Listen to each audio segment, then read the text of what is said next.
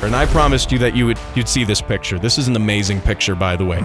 I've got it here on the website. There he is. We'll probably put it up. It's here on my laptop. We'll put it up on the screen here as well. Look at that beautiful face. I don't just look confused. I look enragingly confused. And now, isn't that van is right-hand drive?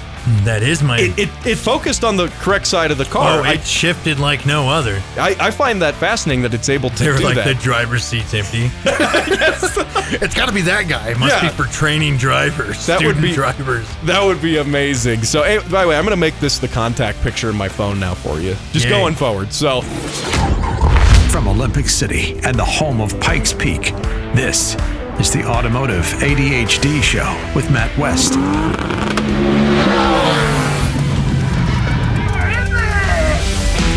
And here we are, rocking it on the Automotive ADHD Show. I am Matt West, hanging out with you, talking cars and a special edition show again. How many special editions can we have? Well, this one is different because back by popular demand, we have Jim Miller, just a guy, here in studio. Jim, welcome back to the show.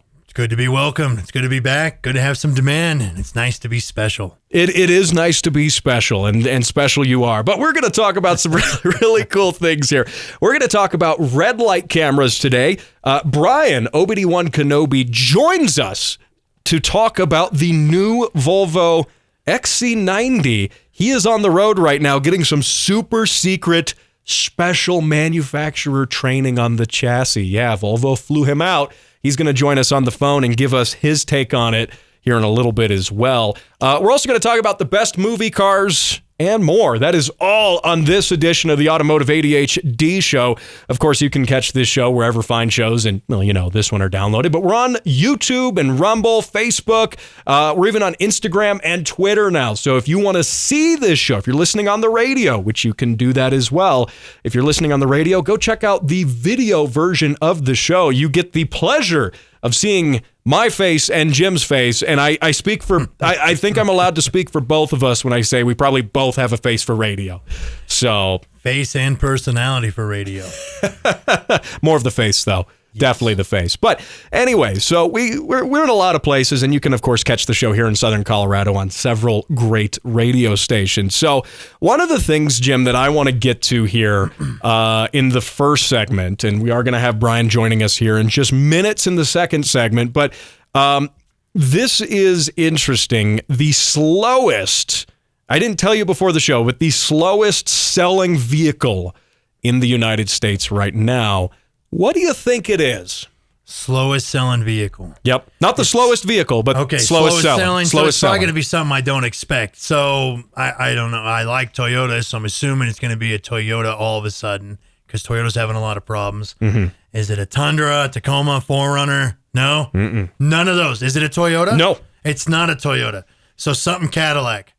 Actually, no. Oh, what? I believe it or not, people buy Cadillacs. It's still? They have reinvigorated their brand somewhat, you could say. I've seen a lot of younger people buying Cadillacs, especially their new, the new Lyric, their EV thing. That's very bunch of millennial buyers buying those things. Very, very 1977 of them. They're not as boaty though. But no, it is not Cadillac. In fact, it is. I'm going to spoil it here. It is a Stellantis product, i.e., a Chrysler product. It is the Dodge Hornet right now. That is the slowest selling vehicle in the United States. This comes by way of Motor Trend. And that, I think, is part of the fact that I think Dodge is cashing in on the compact crossover market. And how many compact crossovers can people, put up with? I mentioned this on the show last week. You weren't here for it, but I mentioned that modern cars, or this might have been in the bonus I did on the show afterwards, but modern cars are soulless machines, whether or not they're EVs. We all accuse EVs of being soulless machines, but even modern cars, gas cars, are I didn't know they still made a Hornet, to be frank with you. I'm like, they still make a Hornet? When did this happen? They do. Well, it's a newer vehicle. It's only been out for a little bit, and it's a compact crossover for what it's worth. The Hornet got revived as a compact crossover. So I'm assuming it looks like a Hyundai It looks like every single crossover ever. That's completely indistinguishable. Wow. If you squint, they all look the same. Yes. And the Hornet. Now, I owned the previous Hornet back when American Motors sold the Hornet. Okay. The Hornet came off of it was previously was it before or after? I don't remember. It was the Concorde and then it was the Hornet. And that might be the other way around. It was the Rambler, then the Hornet, then the Concorde. There we go. What year is this? This 1977. Okay. That's so yeah. Back when they That's still like, made cars. yeah. Okay. Yeah, and this was my beloved Hornet. So I do have an emotional connection to the name because I say loved sarcastically, but I loved this car. It was a terrible car. Is this like one of those things like, we're bringing back the Eclipse, and you're all, what is that? It looks like a full moon. Well, see, that's the problem with that is, when they say, oh, we're going to bring back the Evo or the Eclipse or whatever, we're going to do this. The problem is they're taking a already good car, like a classic car that we all love, that was good, that everyone loved, and turning it into something kind of Just selling a tag or a label, basically, not even a But what Dodge did here is they took already kind of a meh car and just made another meh car. That's what they did. They took some brand name that was already kind of a terrible car. Like, my Hornet was awesome. That car had some character. It got stolen. It got stolen a little, what was this? It got stolen a while back. Didn't they have a Hornet truck? I don't know. But there was a Dodge Hornet truck, too, for a while. I don't know. But so my American Motors Hornet was stolen, and then they didn't want it. It was funny. The thieves, it was so bad that the thieves didn't want it anymore. Nice. And they just they abandoned it like a couple miles from It's like one of those things where someone robs you and you're like, I got like 30 cents. And they're like, you know what? Here's $1. I'm going to go back to my life. The only damage was that the lock cylinder in the steering column was drilled out, which was actually a benefit because it didn't really work. Like, you had to mess with the key to try to get it. Nice.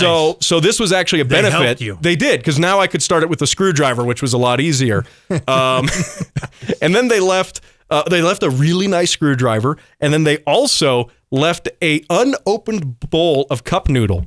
Cup of noodles. So you got lunch. I got and lunch some free tools and your ignition fix. Sounds like a pretty good deal, and for free. No hourly wage. Nothing. So if you've ever wanted your car stolen, go buy a Hornet, and it'll be good for you. But anyway, so the Dodge Hornet, though, I have some sales numbers here from the Hornet. So it's a crossover. Starting price, though, I think there's some indicators why it might be failing. Starting price, $42,530 for a crossover. $42K, $43K for something so generic and cookie cutter. Yep. No soul, no nothing. Not even as much soul as a Kia Soul.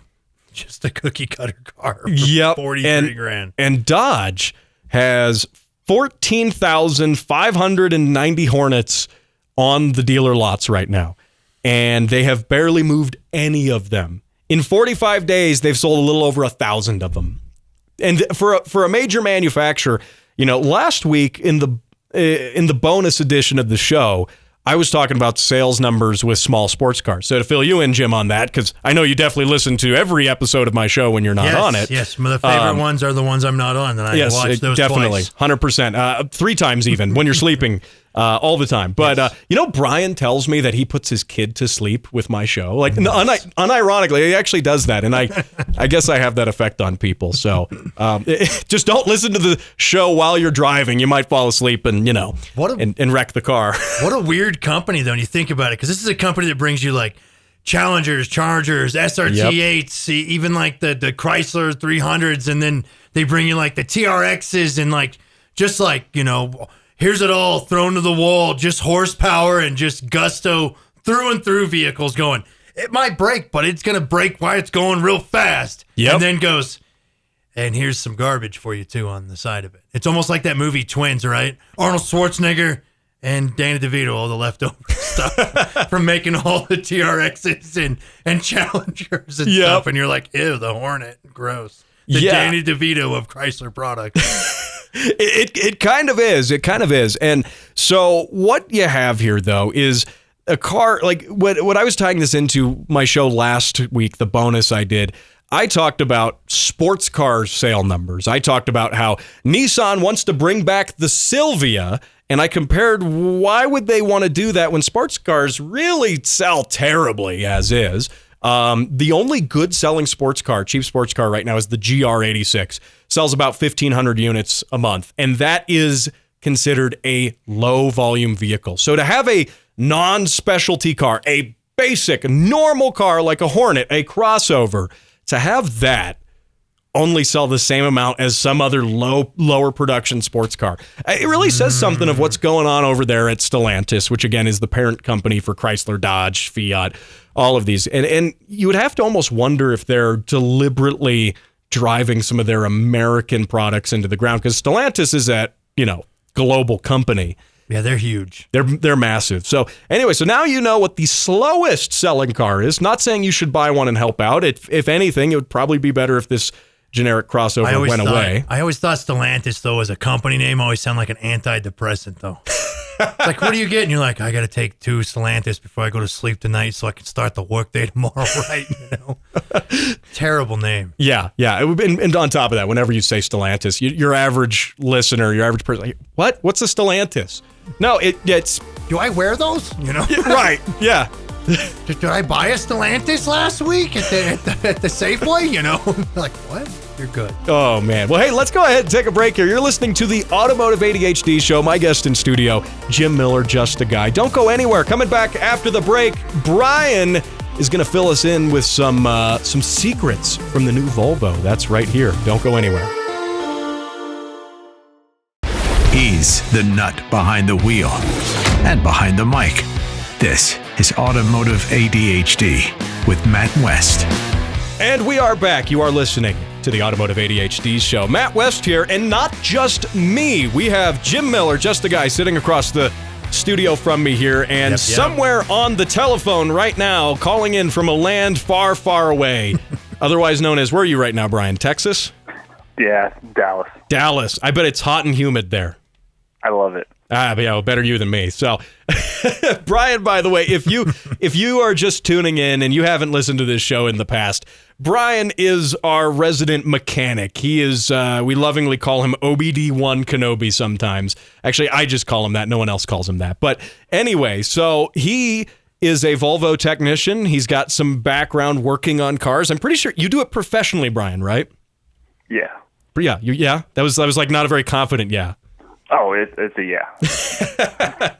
full professional uniform. He's got attire, everything. He's got a uniform suit, and stuff. Yep. The clothes, and he's got the little patch, the ASE certified. Ooh, fancy. Nice. Does that mean you've had to? You've taken tests before, right? Were they multiple choice? I've taken some tests in my lifetime. Most of them I think I passed. Most of them. Okay. That's exactly what you want to hear from your mechanic, by the way. I'm a professional. I know how to read. But he is very good at working on cars. Brian is our go-to guy, and he also does a lot of, I don't want to belittle his work. He's very, very good, especially when it comes to doing wiring, tuning, and diagnostics. There's a lot of mechanics who just do some wrenching and a little bit of that. He is fantastic with all of that. So, of course, if you are needing a mechanic and you want a good guy who can wire up a standalone ECU, who can fix your old project car, who can make your old project car run, or, well, probably run better than it does, he's the guy for it. So now, and Brian, by the way, before we talk about the new Volvo, you have a business as well where you do things that involve wires sometimes. Can I ask you about that? I do play with wires. He does play with wires. He does. And should you need wires... You need wires on things that go fast. You should definitely hit up Brian. Here's my drawer of random links of wires. What size do you need? Hold on, I have that one. Which color do you desire? Nice. That's my cat's job. Oh yeah, his cat is the helper. So is that why my harness is taking so long? No, I'm kidding. Oh man. Well, Brian, so you're on the road right now, and you are in Texas. You're in Texas for a training that Volvo's doing. They paid and flew you out there, right? Oh, yeah. Yeah. So, and the new XC90 has come out, and I was talking about Volvos on my show last week, actually, how much I love my 240 now that you have so lovingly made less bad than it was, and how it coddles my achy, breaky back and makes me feel nice in air conditioning. A little younger. Yeah. It makes me feel a little bit, but so now Volvo has the new XC90 out, and they have an EV for it, right? So give us the rundown on the whole new car. You kind of have the scoop here. You know, it's not often we get to actually deliver breaking news on this show, but we do have kind of an insider with Volvo with you. Tell me what the scoop is on that. Well, the first thing is it's EX90. Oh yeah, that's right. Okay, I was getting it wrong the whole time. Yep.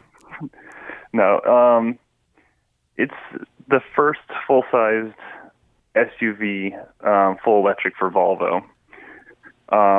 It has a entirely different structure all around than any of their other cars, and this also comes with the fact that they're also releasing the EX30. I don't know when either one of these hit the market exactly, but we're just now getting some time to play with them and on them and see exactly how new this architecture really is. Okay. And so it's a whole new architecture from the ground up. What is it like? Because from your perspective, you're there in the perspective of being a technician. So you're there to learn about, how to service it, how to work on it. What is different about these newer cars? How are they to work on in general from a technician's perspective? Because, guys like me want to know that, especially if we're going to buy a car. We like to work on our own cars, and perhaps listeners on this show are guys like Jim and myself who would rather work on it themselves. And if it's a horrible car and you can't work on it, and there's the saying, oh, you can't work on these EVs at all, oh, it's terrible for the DIY mechanic. What's the rundown on that? I would definitely say it's not a car intended to be worked on by yourself. Okay. Bring a friend. Bring a friend. Just friends. Just friends work on the X30 or X90. Okay, good. Yeah, it is a beast, that's for sure. And the equipment needed to work on these is far out of outreach of the hobbyist. They've completely gone away with the old style architecture of automotive electrical systems. It used to be, that everything would be on a CAN bus and it would be very non-centralized. Mm-hmm. Well, now they've gone to a new unit, which I believe some other manufacturers are doing too, like I think Tesla's Cybertruck and some other cars I've heard of are on a similar system. Okay. Where instead of being decentralized and each module is responsible for fault tracing its inputs and outputs, instead you have a single or maybe a dual core in the middle of a big tree of branches. It's kind of weird to explain. Well, and it's tough to explain over the phone, obviously, but no, it's making sense so far.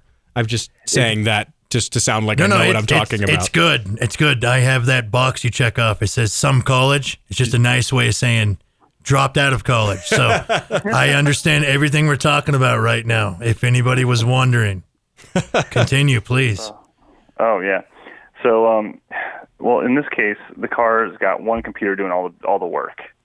And the reason why they're doing it that way is it's supposed to reduce the wiring in a way that the central computer is responsible for all the tasks, and all the other modules simply have to report through their form of communication, which has been simplified down to SPE. I think it's a single twisted pair of wires called Ethernet.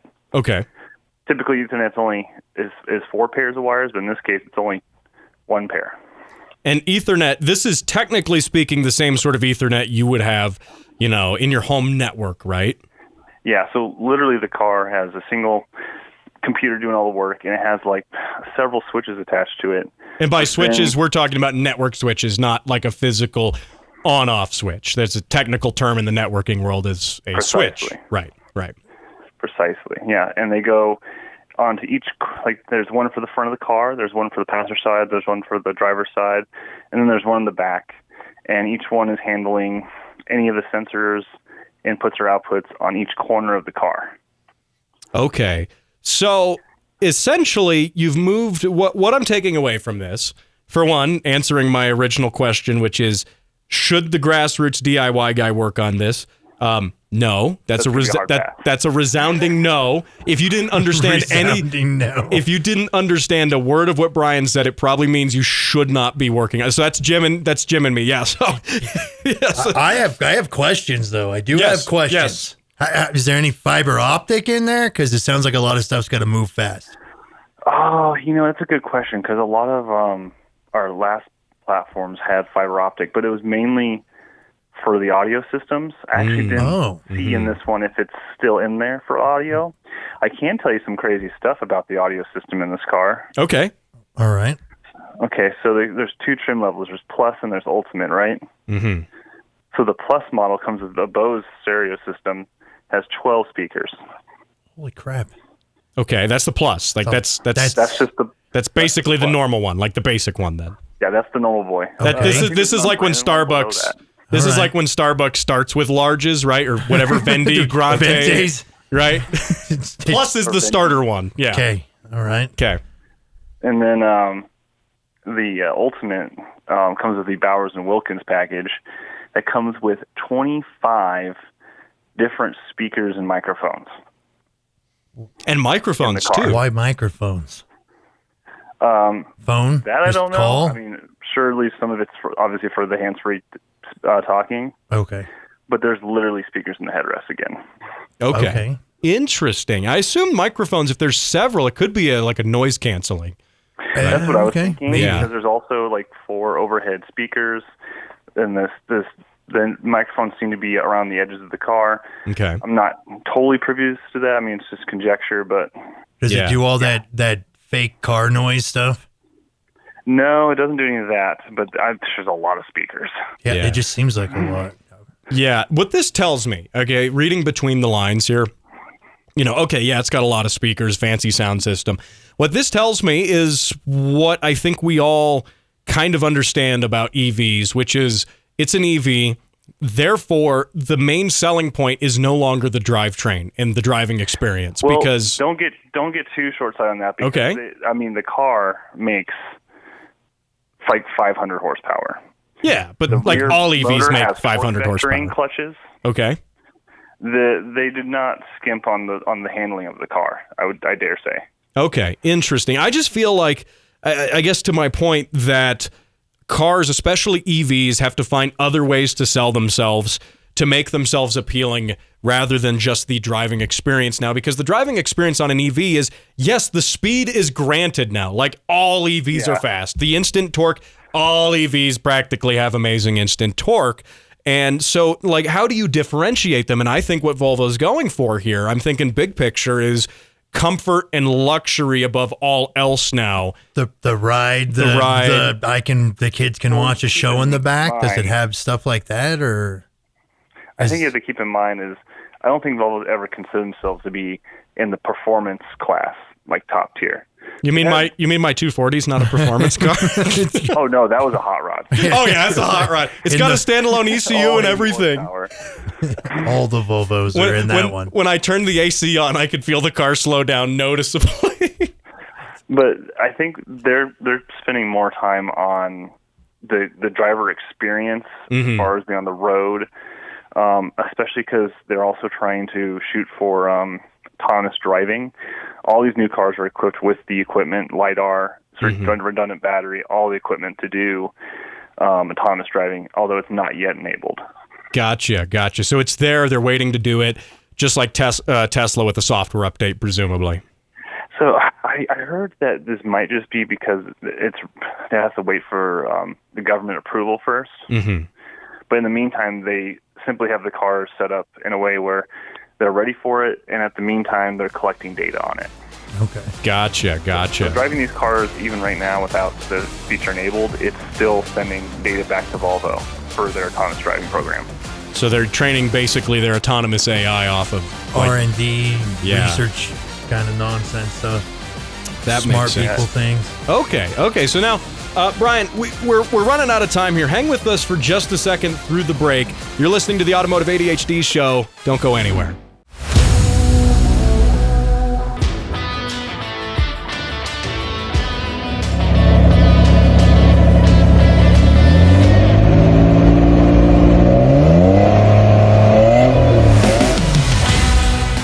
is the Automotive ADHD Show. Matt West here with Jim Miller and Brian joining us, I should say, over the phone here. By the way, before we get to anything else, I do want to remind you that you can send those car sounds into my show. I play them right here on the radio, facebook.com/Automotive ADHD. Submit your car sounds there. You could win some free stuff. Free stuff indeed. So, and does Jim, do you have the free stuff? There is none. Do you have the keychain? I know about the keychain. I got mine handy. I think it is in my pocket. Yes, okay. It is in my pocket. Brian, I always had a question about the car sounds. Does that mean all these, since we are talking about an electric Volvo? Hey, look, I do have it. Yes. There you go. We are talking about electric Volvo. Does that mean electric car sounds too? Do you let them submit those? AC hum. Well, AC. No, so that's actually, I'm not allowed to see, because we're on the radio. That's called dead air. You're not allowed to have that. You hear an AC compressor kick on. Oh man! Now, if you were just joining us before the break here, you would know that we've been talking with Brian. He's given us the skinny on some of the newest things going on with Volvo. He's corporate Volvo flew him out, and he's doing some super secret, top secret training, and we're probably doxing him right here on the show, asking him things he's not supposed to answer. But Brian, so you were talking about the new electric XC90, but it was the EXC90, right? No, EX. EX30 and EX90, right? Jim's got it perfect. Okay. See, I was listening because it's an X at 30 and an X at 90. He went, Some college. So you were telling us a little bit about the car. I don't recall exactly where we were, but if we pick up, we were talking, at least during the break too, in our discussion during the commercial break, a little bit about how it is one of the loudest EVs you've heard. Explain how that works. So, usually they're just almost purely quiet, and my experience today was that it's actually a little noisy while it's sitting there in the shop. You can hear the heat pump coming on pretty consistently, fans kicking on, things whirring. There's actually a lot happening underneath the hood of these new cars. Well, that makes sense because things that you would have on a regular car, like Jim, say, your AC compressor being belt driven off of the engine, things like that. You don't have a rotating engine to drive these things off of, right? Well, and the crazy thing is that because of these massive batteries and because you have onboard DC to DC converters, these cars are almost always alive. And the 12-volt batteries are just there as a placeholder. So, I mean, even when these cars are supposedly standby, they're sitting there still doing things. So, this is weird and it's going to date me a bit. So, like an old Nintendo game with a battery inside of it that's kind of saving your game, is that what the 12-volt battery is essentially doing? Or do I just sound extra not smart right now? So one of the things we did today is how do we remove or disconnect the 12-volt batteries in this car? There's actually two of them, two full-size batteries, because one has to be redundant for the autonomous drive for this car. But for you to disconnect it, you actually have to have our diagnostic scan tool hooked up to it. And you actually have to tell the DC to DC converter to shut off. Oh, okay. So you can't just unplug it. No, so if you take the batteries off the terminals, the car's still alive. Shocking. Shocking. Yes, that sounds like it's just going to be shocking and not very pleasant. So I assume you want the car to not be so-called alive when you go to do some other maintenance on it, perhaps, or is there still like a high voltage cutoff that you have? Well, all of these BEVs always have high voltage contactors, which disable all the high voltage equipment right at the battery, basically. However, this is a little different. This car, the DC-DC converter, actually lives between the contactors and the battery, so it's always live. So you have to literally use the scan tool to tell it to shut off so that the entire car actually shuts off. Wow. And loses power. So once again, a thing that puts it out of the realm of your grassroots mechanic, because he's not going to have the very specific special. You literally cannot replace your battery. Gotcha. So it's super shut off, not a standby mode. That's the standard, essentially speaking, right? Yeah, and the car is always live, and it's always charging the main battery. Always. How much does this thing weigh, or each of them weigh, or do you know? I have no idea. And a lot, though. And you say they're water cooled? they're water cooled. They have heat pumps on board to cool and heat different components in the car. So I'm guessing it can heat the battery in the cold weather to increase the range and also increase the output because the battery's in the cold. You are in Texas. A lot of current. Those frosty Texas mornings. Yes, Texas is known for its very cold mornings. Yes, a couple years ago it was. Yeah, once. Yeah, once. Once. We're in Colorado. We're like once. So, what do you see? Here's my question for you, and then we'll let you run because you're probably wanting to get back to your biscuits. He was telling us during the break the airline stewardess gave him like 30 snack packs just out of nowhere. Completely unopened packaged of like 30, like 24 or something. That's amazing. He's been living off of those for days now, practically. No continental biscuits, just airport biscuits. Yep. So Brian, what do you think? What do you think is what would you say as a technician is the most likely failure point on any of these battery electric vehicles? Just from your perspective, looking at the design, looking at the serviceability, what do you think is likely to be a problem in the future? That's something, buyers want to know as people are skeptical of EVs, but are still maybe more willing now to try an EV than they had been. I don't think that there's necessarily anything that's prone to breaking in the same fashion, like it'd be breaking often. Mm-hmm. I think these cars won't see a whole lot of service like that. I think what you're really going to see is the fact that they're going to see a lot of software updates, which is unusual for, I think, consumers to deal with, having their car undergo often like software updates all the time. Mm-hmm. I also think that the experience, I think that the way they're trying to change and make this car like adapt for the current generation, because one thing I wanted to hit point on is that these cars don't have your typical key fob. Okay. So what do they use? Is it like Tesla with a card? Yes, and this is the part that makes, I think, all the technicians a little nervous more than the customers. It makes us a little nervous. I could tell by everyone's behavior when they brought that up is, oh yeah, by the way, the car has two NFC cards, and they want the customer to primarily use their phone as their form of access.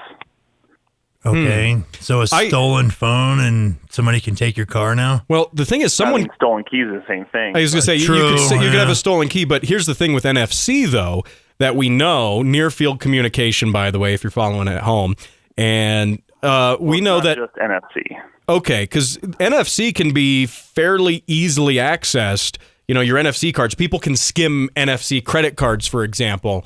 If they have physical, like if they can just bump into you in a crowd, they can skim it. It's just a chip credit card thing. Essentially, but is it different? It's actually a little harder than that, because even these chips, NFC devices, there's not simply just like a little memory unit that holds some data.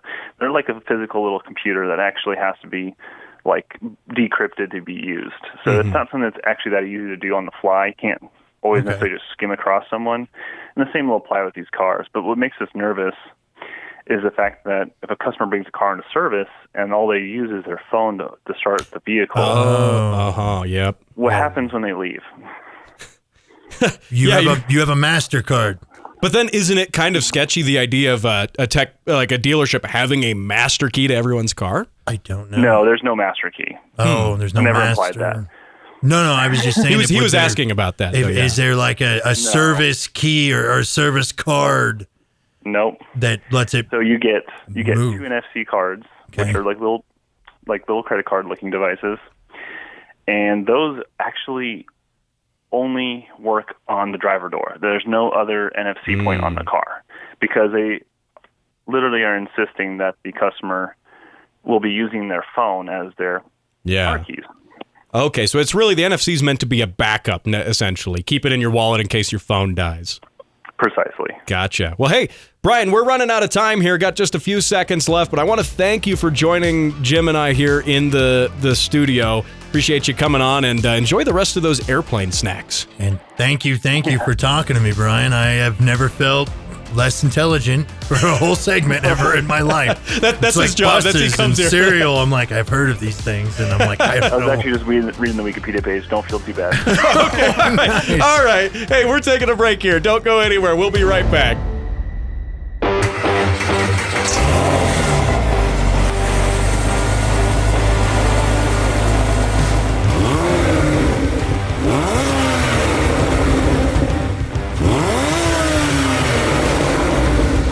And you are listening to the Automotive ADHD show. Matt West here with Jim Miller, and we just got off the phone with Brian. And by the way, we've decided that after the show, we're going to get back on the phone with Brian and do a bonus edition of the show. And you really want to stick around for this. We're going to go in depth with a bunch of stuff. So this is going to be cool. After this show, stick around for the bonus with Brian. We're going to get him back on. But we have a couple other things that we do. Call him back, just friends. Just friends, yep. We're going to get to a couple of other things here. Namely, Jim, I have sitting here on the table. This is, I could probably show this on camera and not dox you too hard. Yeah. Right there. This is a ticket. Colorado Springs Police Department. Red Light Safety Program. And those guys. Those guys, yeah. So if you're familiar here in Colorado Springs, we have red light cameras. Regrettably so, in my opinion. And I've talked in length on this show earlier this year about some of the speed cameras that they're also doing as well. And how much money they're spending on them for how much returns, which is anyway, you'll just have to go back and listen to that. I went in depth. There was a lot of research. I even talked to a member of our city council about it. But what we're talking about today is this ticket right here, which, by the way, it does have your name on it. And that's fine. This is the interesting thing. Okay, eastbound East Platte at North Shelton Road. Oh, we all know that red light. When you showed this to me, I was like, oh yeah. Yep, I know that area. And look, red light cameras, by the way, if you ever get a ticket on one of these, you can actually go on the URL, usually on the back, and look it up. And then you can actually see like the picture of it and stuff like that. And you can look at yourself. You can. And there's, with this, it brings up an interesting question, though, of, okay, the police department says that, hey, the red light cameras, they're saving lives. And I don't know if I have an opinion that that's not necessarily true. They're listing statistics of people who, by the way, obviously, you caught the red light just a half a second. You're getting through that intersection that flashes yellow. And what length is the yellow line? I'm a human being. I am not perfect. I don't know. There are certain times with every light that what? Yeah. You kind of get stuck where you're like, I gotta go. Yeah. You're at a position where I can't really slow down in enough time, and I can't really speed up in enough time. Some yellow lights too are like yellow, red, really quick, and then some are like really quick, yellow, dramatic pause, red. There we are with a question mark. I'm like, okay. So yeah, and this brings me to an interesting, story here too. I can't give you too much crap for this because I too have received one of these, and it was for me in Boulder, which I will. You're hearing it here on the radio. I will never set foot in the city of Boulder ever again. I will boycott Boulder, the city of Boulder, for the rest of my life because I was towing a trailer. I had my truck and my trailer. There was a car in the trailer. My total rig weighed 14,000 pounds. Truck, trailer, car, and trailer. And I was going and picking up, of all things, another Volvo 240, but for a friend. And that 240 now has an LS in it, so it's a little cooler than mine. Volvo's just friends. Just friends. But Nice. That being said, I was going through the intersection in Boulder. That yellow light was about a second and a half, 1.5 seconds. And I know that because, like I said, I was able to go to the link, view the video, timed that yellow light. You looked at yourself. I did see myself, which we're going to show you the picture here of Jim in just a second. But before we do that, before we get to that, thing is, I had my trailer and I was going through, I was, going at a good pace, not speeding horribly or anything. I might have been a couple miles an hour over, but not enough to be like, oh, it's going to affect my stopping distance at this intersection.